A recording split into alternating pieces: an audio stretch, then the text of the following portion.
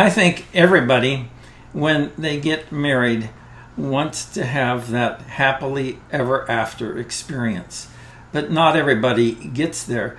As a matter of fact, some relationships are harmful and others are downright dangerous. And sometimes the most dangerous relationship you can be in with a person is when that person is a narcissist. And so, how do you know if your spouse is a narcissist? Well, we're going to be looking at 8 signs today, just the first of those 4 today, and then we'll pick up the balance of those in another broadcast. I'm Carrie Decker, your host. We'll be right back.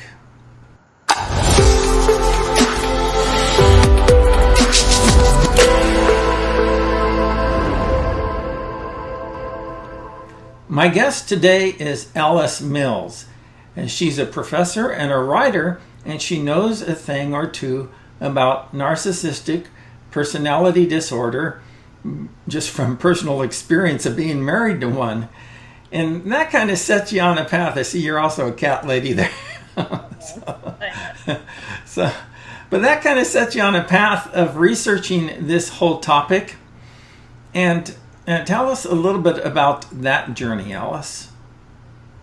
Well, after I married my second husband, we both found ourselves carrying a lot of damage. I had some PTSD from my first marriage, and I didn't even realize it. I was so good at being just coping with everything and taking care of kids and living life that I didn't realize how damaged I was from that relationship. So I started seeking help. And so along with therapy, we also found that there's a world of inner healing out there within the Christian world. And not only did I attend it for my own sake, but then I would go and get trained in it. And I began working in prayer ministry just from that. And then when I started my blog, when I began to really, look at and look for a forum to discuss narcissistic abuse, I found I now minister to women all over the world who call in, and the occasional man too. Yeah. They contact me through my blog, Poema Chronicles, and they want to know how did I escape? Do I think it's possible for them to escape? And so I offer support to them, just so that I think that I may be the only Christian blogger out there who is talking about narcissistic abuse from a first-person standpoint, because most women don't ever shed the fear, or they aren't able to. They're not able to get a level of safety from their abuser that would enable them to tell their stories. So that is how I ended up where I am now. The other day when we were talking before we even kind of went down this path of recording these episodes, and you said something about some quote or some statistic about how many women are murdered by their spouses. Do you remember the percentage of that, or? Yes. The last one that I read was that of all of the women who are murdered in the United States, 75% of those, and sometimes more depending on the year, are murdered by an intimate partner. Wow. That's really sobering. So, like we said at the top of the show, that this relationship with a narcissistic person can be harmful, if not downright dangerous. What are some of the signs that your spouse might be a narcissist? I think the one that struck me first is that they're very grandiose. And this is kind of how they draw you in. They have this vision of the future that is so big, and they star prominently right in the center of that vision, in which I'm the hero of my own story. Yes, and they are, the rescuers. They are the ones who are going to start a multi-million-dollar corporation that's going to go global. They have this vision of themselves that is bigger than life, and so they that's how they draw people in, because people want to follow someone who has a bigger vision. And so sometimes narcissists, appear that way, as someone who has a vision. What they don't realize is that that grandiosity is really only there to cover up a lack of any kind of self. The narcissists have a very shaky sense of self, and so they construct a grandiose one with which to fool you. It's kind of like the Wizard of Oz. Mm-hmm. So you had this big booming voice, and it was just a little guy behind the closet. The metaphor I kind of think of myself is that for years I thought that my ex-husband was the Eye of Mordor in the movie The Lord of the Rings. But it turned out he was really just Gollum.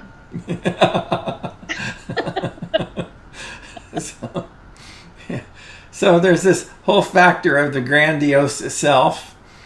Yes. That's one sign. That's sign number one. And sign number two is that you're going to find that narcissists lack empathy. Like when you are going through a struggle, or you get injured, or you have any kind of pain, it doesn't make an emotional impact on them. They don't respond. They are unable to enter into somebody else's pain. So, in fact, often some narcissists are more cruel than others. But my ex-husband actually enjoyed it when other people were in pain. Mm. So it was you could see he would get this particular look on his face when someone was admitting something bad happened to them, that he actually kind of enjoyed that he wanted he liked other people's pain. Mm-hmm. And so you have to be very careful. Someone who loves you is going to have a sympathetic response, and someone who is incapable of empathy is going to kick you when you're down, or perhaps one of the most clear ways I could see it was that when I had surgery, I had to have my gallbladder removed years ago, and he didn't drive me to the surgery, and I had to stay there long enough to recover so that I could drive myself back. There was just no participation in another person's suffering. So that is grandiosity, or that's a lack of empathy for you. So that's sign number two. Yeah. You had me worried for a moment. Is because when I was thinking about this whole narcissistic thing and the grandiosity, when you started off with that, I consider myself a person who's a visionary, and I come up with a lot of great plans. Now, not all of my great plans are pan out, but nevertheless, is that I thought, oh no, she, we're going to go down this list, and I'm going to be described in each one of those. But, fortunately, we got to this whole issue of empathy. And I'm quite an empathetic person. So. Having a big vision means that you are, you include other people in that. And so, like, for instance, this conference, you are building platforms of support underneath other people who are supporting you, and it's a team effort. With a narcissist, it's always a solo run. Yeah. They're the ones who are going to be the stars and the show, and you are basically a nameless drone. Well, I'm glad that you've brought that reassurance to me that with the grandiosity, and that's probably the important distinction to make, is that there's a difference between vision and grandiosity, and one of those is certainly one of those would be whether or not that your vision incorporates other people, and it's about bringing value to their lives and not just using them to prop you up. Yeah. So, yeah, absolutely. So Alice, you spoke about grandiosity. You also spoke a little bit about the whole issue of the lack of empathy. What would you say is the third sign that someone might be married to a narcissist? Typically, narcissists use a lot of gaslighting techniques. And gaslighting techniques are meant to make you question yourself and your own sanity. So there's a number of kind of diabolical things that they will do. For instance, they lie blatantly, so their version of reality is going to be very different from yours, and they will stick to those lies vehemently. I want to jump in for a moment for viewers who don't know what gaslighting means, and probably including me. So give me a quick definition of that. The definition of gaslighting is techniques used to undermine a person's sense of self or sense of sanity. Gotcha. Okay. Yeah. It's kind of a way of separating a person from reality. Okay. Certain kinds of brainwashing techniques actually are used that way. Like a gaslighter will very slowly introduce a degrading name. So first it will just be used during fights, very rarely, and then it becomes a little bit more and a little bit more until it becomes the thing that they call you. So it's kind of frog in the pan, the hot water, and it gradually boils. But it's by the time the person is called that terrible name all the time, they're so used to it, they're not even responding to it anymore. They've kind of given up dealing with that. Or another way that a gaslighter will work is they don't remember events the same way. They say, well, that never happened. Another thing that they do is they'll project onto you what is true about themselves. So, for instance, if they were once a drug abuser or something like that, they will pretend they'll call you that. Whatever they're guilty of, they're going to project onto you. The more diabolical ways is that they actually try to align people against you. Yeah. So, for instance, I had a woman call me whose husband was a very successful pastor. And what she found very difficult about leaving was that he was very clearly a narcissist, but he preached a good sermon, and so people in the congregation really loved him. But for years he had been telling people, well, my wife's not well, my wife's crazy, she suffers from all these things. So when she came to leave, she had zero support from the church. He had carefully aligned everyone, Yeah, he poisoned the well. Well, yeah, and one of the most bizarre cases I ever heard was a young lady whose fiance had actually he had created friends with a complete Facebook profiles. And so she never talked to them on the phone. They would just text her, but they would text her, like prophetic words. And it was a means of control. It was trying to get her to believe, or follow him, with God's authority behind him. Now, was this a fake persona that he created, or was this? Yeah, it was actually a married couple that he had created. Dear friends of his.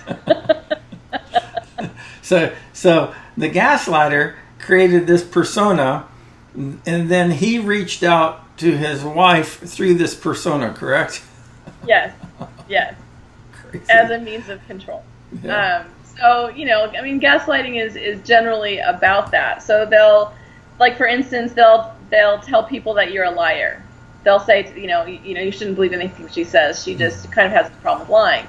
Well, they're the ones with the problem with lying, but what they're doing is they are making sure that people distrust you. And, they are aligning all of the forces against you. And you don't understand why people are pulling away from you. And you think maybe there's something really wrong with me.